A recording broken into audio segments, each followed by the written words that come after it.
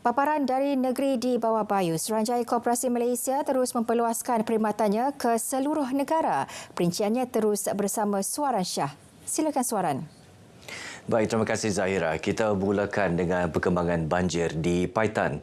Dua pusat pemindahan sementara PPS dibuka di daerah Paitan pagi tadi bagi menempatkan penduduk terjejas banjir. Setakat pukul 4 petang, seramai 42 penduduk melibatkan 20 ketua isi rumah ditempatkan di dua PPS berkenaan.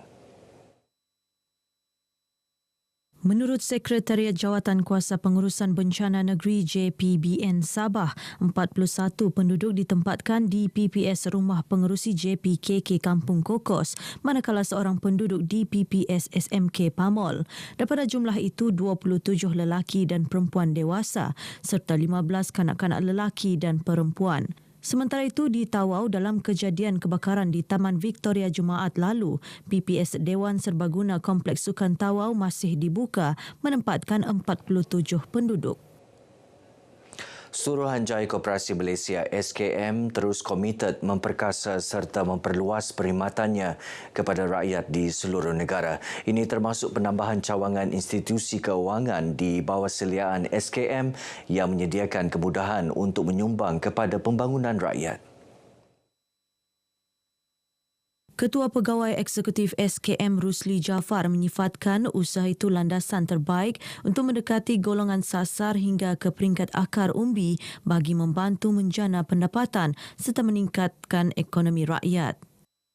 Memberi peluang pekerjaan kepada penduduk tempatan, kan?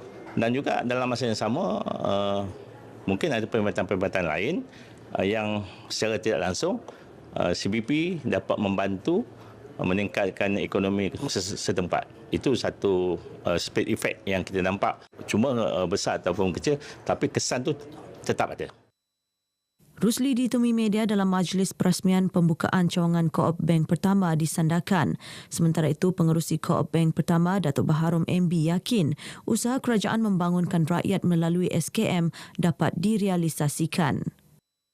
CSR ni kita pun ada zakat sikit. Jadi kita akan share sama-sama juga. Macam Tuan KPE cakap tadi, jika last year kita make 100 juta lebih, jadi kita harap 2023, 2022 100 lebih, 2023 better lagi insya-Allah. Jadi kita akan dapat lebih banyak. So jadi kita akan insya-Allah tentukan bahawa masyarakat setempat sini dapat sedikit orang kata to be shared dengan masyarakat setempat. Setakat ini, SKM berjaya membuka sebanyak 33 cawangan institusi kewangan meliputi cawangan baharu di Sandakan, Sabah dan Kuching, Sarawak. Sementara itu, sebanyak 1,001 koperasi berjaya didaftarkan Suruhanjaya Koperasi Malaysia SKM bagi tahun 2023. Jumlah itu menunjukkan peningkatan berbanding hanya 500 hingga 600 koperasi sebelum ini. Ketua Pegawai Eksekutif SKM Rusli Jaafar berkata pencapaian tersebut merupakan sejarah terbaik yang dicatatkan SKM dalam tempoh 8 tahun kebelakangan ini. Jelasnya kesedaran masyarakat tentang kepentingan dan impak positif terhadap pembukaan sesebuah koperasi dengan tadbir urus yang baik serta integriti dalam kalangan ahli koperasi mendorong kejayaan berkoperasi serta menarik minat rakyat untuk mendaftar dan menyertai koperasi. Kita amat pentingkan dari segi tadbir urus, kawalan dalaman dan juga integriti lah ya dalam mana-mana koperasi. Sebab itu adalah tuntutan yang paling penting. Kalau tak kita buat apa pun sekalipun, tapi kalau tanpa ada integriti, tunggulah lambat laun koperasi itu akan menghadapi masalah. Rusli ditemui media dalam lawatan kerja ke daerah Sandakan. Ketika ini, sebanyak 15,809 koperasi di seluruh negara. Jabatan Perangkaan Malaysia DOSEM Negeri Sabah terus memperhebat program mendaftar dan mengemaskini sistem pangkalan data utama padu di negeri ini. Ia termasuk membuka kaunter di kawasan luar bandar khususnya kepada penduduk luar bandar.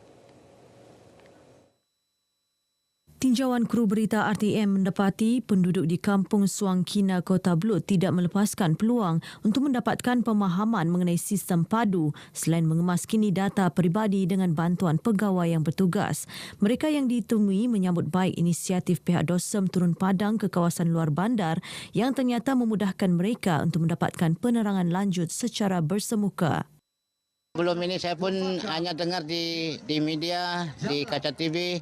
Jadi sekarang pun saya pun sudah tahu apa itu sebenarnya padu dan insyaAllah saya akan mana-mana masyarakat yang belum lagi mengenali arti apa itu padu akan saya jelaskan. Sangat baiklah untuk penduduk di sinilah terutamanya. Sebab selain daripada memberikan informasi, itu juga memudahkan penduduk di kampung sini untuk terus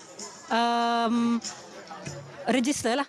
Diorang dapat tahu macam mana sistem padu tu menolong diorang lah untuk mengisi segala apa yang kerajaan salurkan sekarang kan.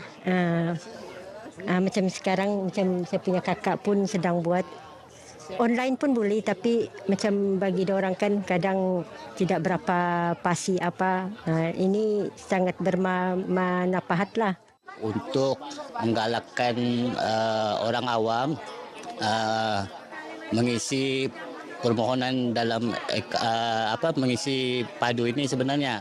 Kalau kita dapati kawasan pendalaman nilai yang paling sukar untuk kita akses sebenarnya.